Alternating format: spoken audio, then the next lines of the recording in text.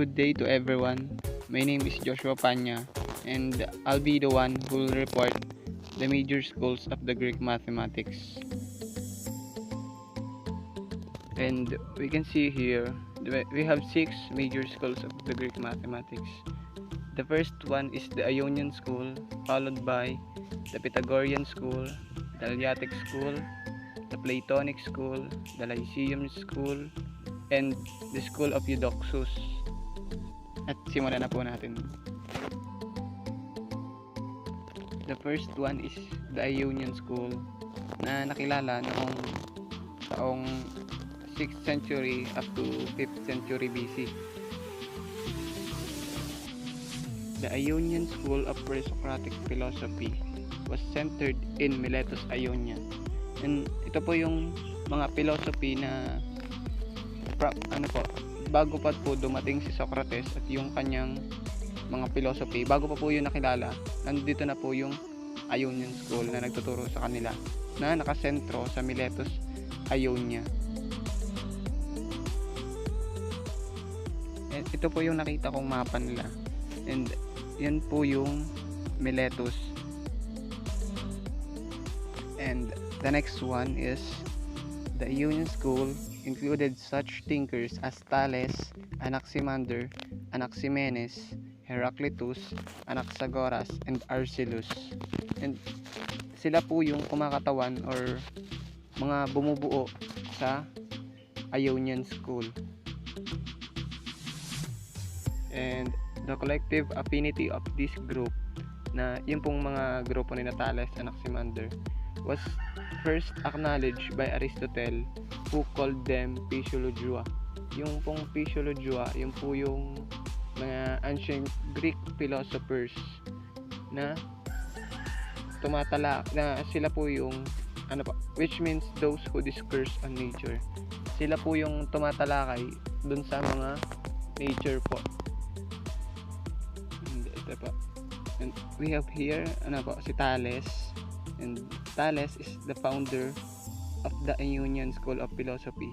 And tulad po nung nasabi kanina, siya po yung isa sa bumubuo ng Ionian School of Philosophy. Kasi siya nga po yung founder nito. Na kasama niya lang po sina Anaximander at Anaximenes po.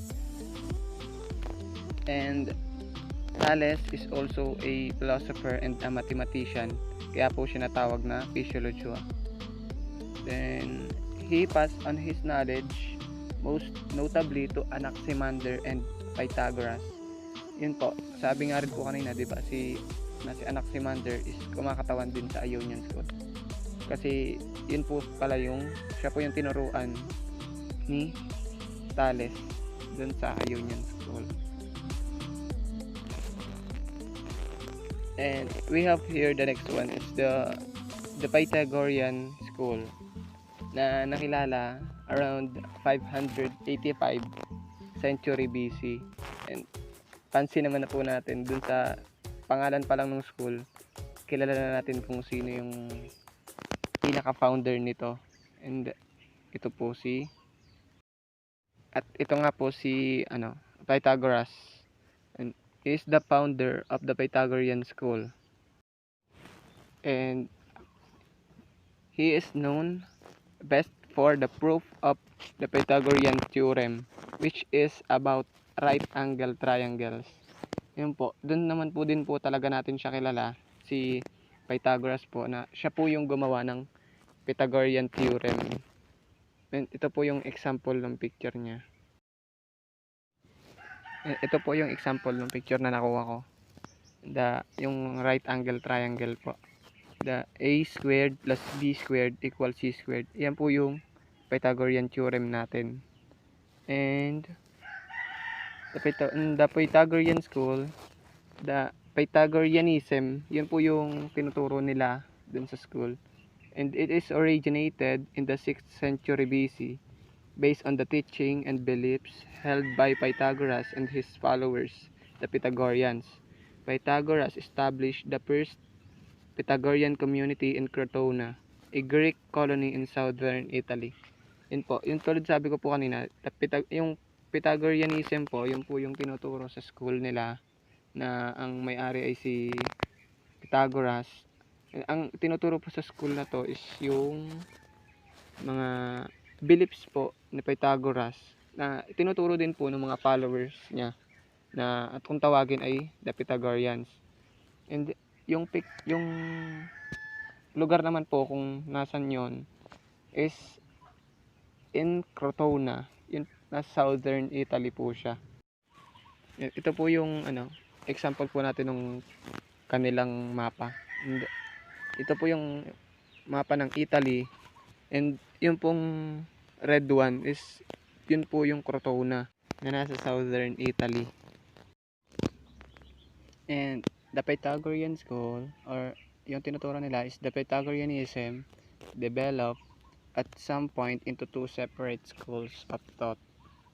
And the first one is the acousmatikoi, or listeners, who focused on the more religious and ritualistic aspect of Pythagoras.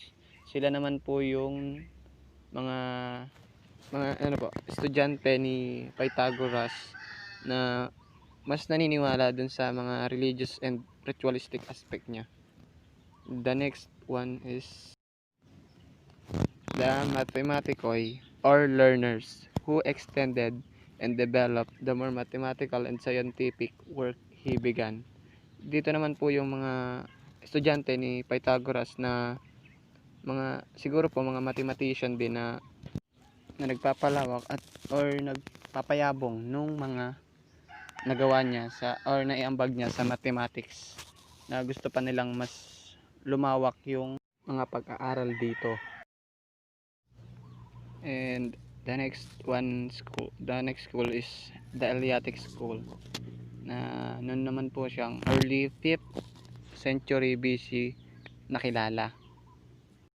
And we have here Parmenides, and he is the founder of the Eleatic School of Philosophy.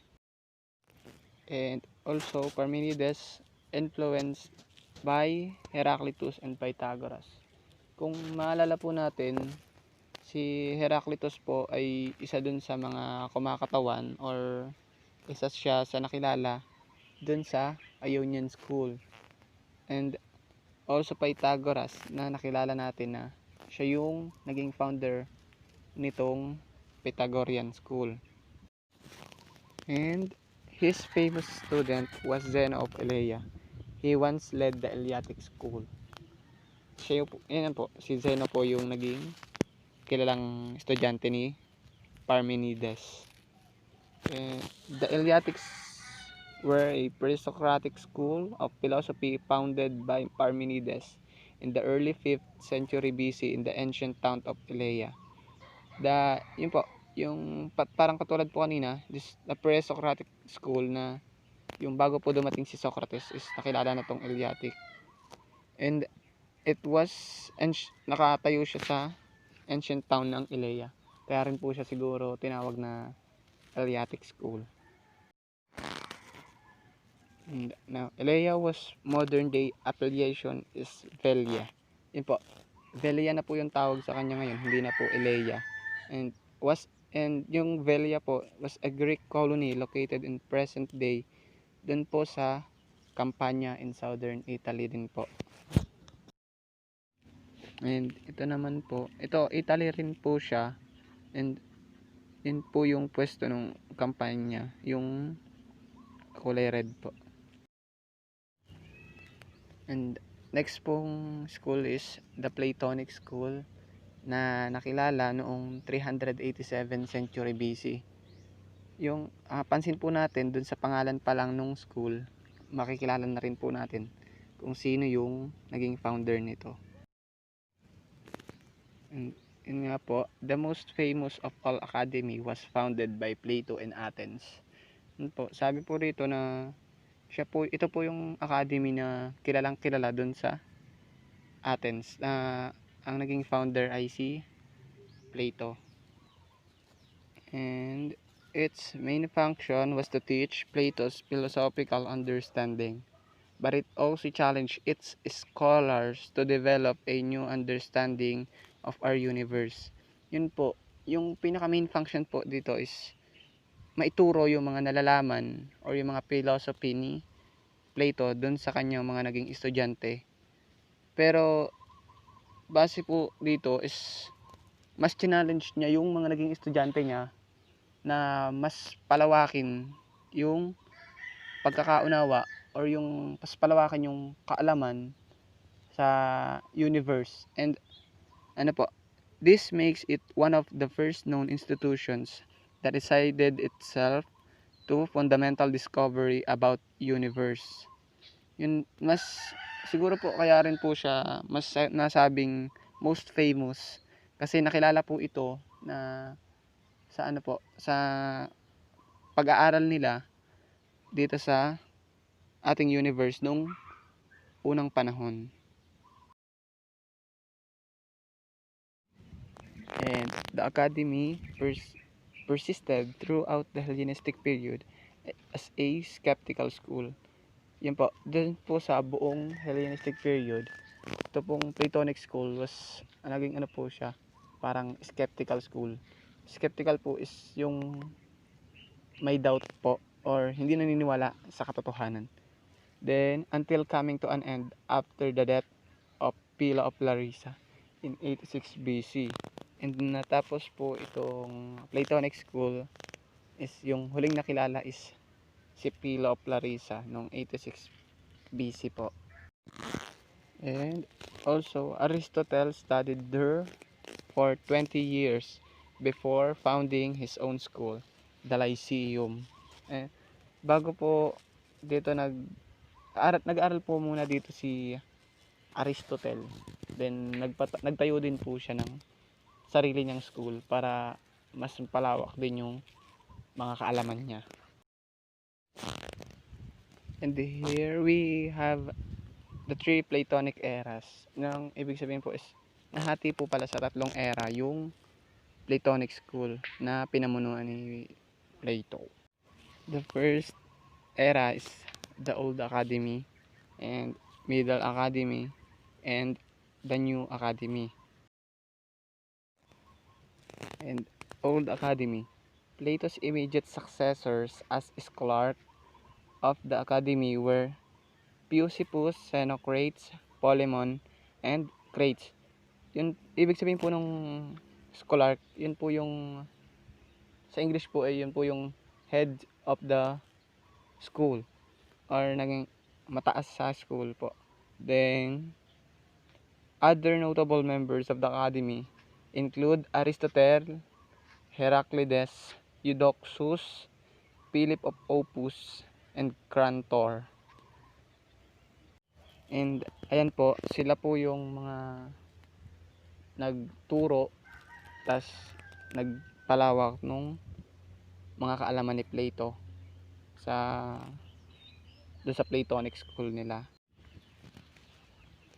And the next one po is the Middle Academy. Around 266 BC, Arcesilaus became scholar. Or yun po si Arcesilaus po is naging head nung Platonic school. Under Arcesilaus, the academy strongly emphasized a version of academic skepticism. Yun sa pamumuno po ni Arcesilaus na inano po, mas naging madiin po yung ano po, skepticism na nanggaling kay Plato. And na closely similar to Pyrrhonism na ang gawa naman po ng philosophy ng Pyrrhonism is si Pyrrho. And the Arcesilaus was followed by Lacydes of Cyrene, Evander, Telecles, and Hegesippus. Sila naman po yung mga naging ano po, famous student ni Arcesilaus. And the last or the third era of the Platonic school was the New Academy. The new or third academy begins with Carneades, the fourth scholar in succession from Arcesilaus. Siya po yung naging next na scholar po ng Platonic school. It was still largely skeptical and denying and possibility of knowing an absolute truth. And Carnides was followed by Clitomachus and Philo of Larissa. Yun po. Ang sumunod naman po kay Carnides is si Clitomachus and Philo of Larissa. And nabanggit din po kanina na yung Platonic school was yung nag put an end po is kay Philo of Larissa po. Yun po. The last undisputed head of the academy.